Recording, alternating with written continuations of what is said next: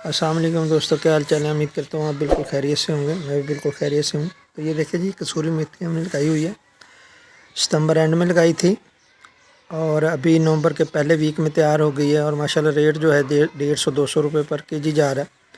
तो भाई ये छोटी छोटी फसलें धनिया मेथी पालक की है, आप घर में कनाल कनाल लगा के यानी कि अपने खेतों में और 4-5 महीने बिल्कुल बगैर टेंशन के अपने घर को चला सकते हैं। अगर एक एक कनाल भी लगाई हो तो अभी देखें कितना अच्छा रेट है और 5-5 6-6 इनकी कटाइयाँ होती हैं।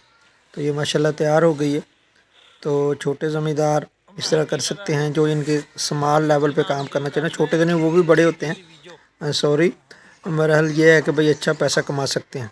तो अपना ढेर सारा ख्याल रखें, मुझे दुआओं में याद रखें। अल्लाह हाफ़िज़। अस्सलाम वालेकुम।